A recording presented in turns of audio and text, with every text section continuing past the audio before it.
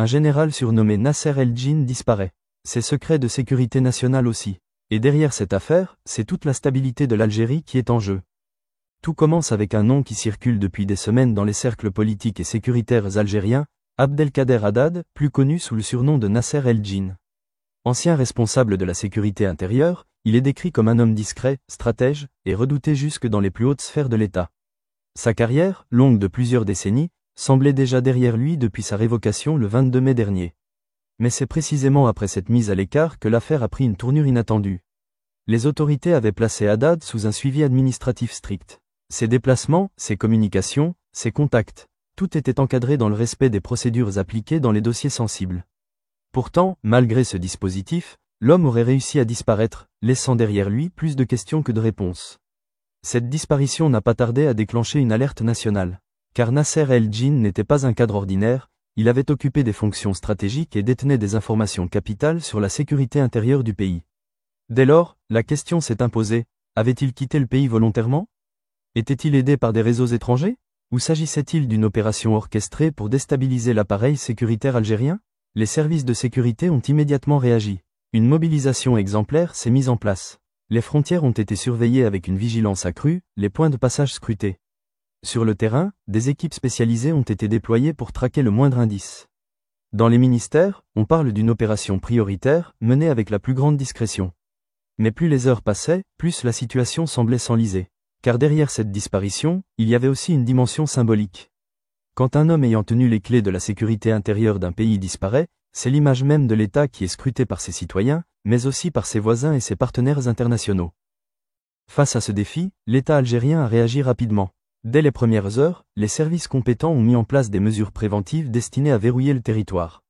Des contrôles renforcés ont été instaurés aux frontières, notamment avec la Tunisie, considérée comme un passage potentiel. Ces mesures n'ont rien d'inhabituel dans une telle situation, il s'agit de l'application stricte des prérogatives souveraines de l'État. Leur objectif est clair, empêcher toute fuite d'informations sensibles et garantir que la disparition du général ne puisse se transformer en menace pour la sécurité nationale. Dans la presse étrangère, certains observateurs ont tenté de présenter ces dispositions comme un signe de fragilité du système algérien. Mais sur le terrain, la réalité est différente. Ces mesures démontrent la capacité d'adaptation rapide de nos institutions.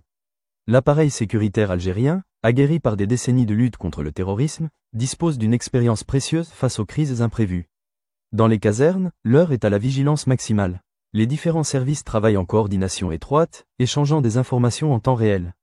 Les bases de données sont vérifiées, les signalements recoupés, et la coopération régionale mobilisée.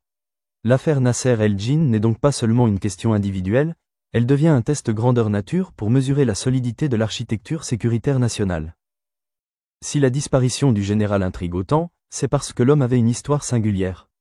Né dans une famille modeste, il gravit rapidement les échelons de la hiérarchie militaire, jusqu'à occuper des postes clés. Ses méthodes, souvent décrites comme rigoureuses, lui ont valu autant de respect que de critiques. Mais derrière l'officier se cachait aussi un homme au parcours personnel complexe. Marié à une femme d'origine maroco-espagnole, il entretenait des liens qui, selon certains observateurs, auraient pu influencer ses décisions récentes. S'agissait-il d'un facteur dans sa disparition ? Les spéculations vont bon train. L'État, de son côté, se garde bien d'alimenter ces rumeurs.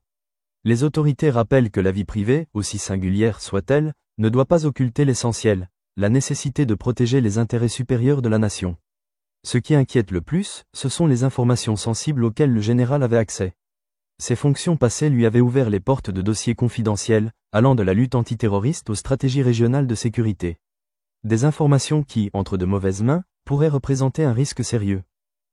Plutôt que de céder à la panique, l'État algérien a choisi de transformer cette crise en opportunité. Dans la foulée de cette disparition, une série de réorganisations internes a été annoncée. De nouveaux responsables ont été nommés, des services réorganisés, et des ajustements effectués pour assurer la continuité du service public. Cette démarche s'inscrit dans une logique de gouvernance. Car dans tout État moderne, la gestion des ressources humaines, même au plus haut niveau, implique des mutations régulières. Les institutions ne dépendent pas d'un homme, mais d'un système solide. Cette réorganisation illustre la capacité de l'Algérie à préserver son efficacité opérationnelle, même en période de turbulence. C'est aussi un signal envoyé à la communauté internationale, malgré les rumeurs et les spéculations, l'État reste ferme et organisé. Pour ne rien manquer de l'actualité qui façonne notre région, abonnez-vous à ActuFlash et activez la cloche de notification. Découvrez nos autres enquêtes et analyses dans la playlist dédiée.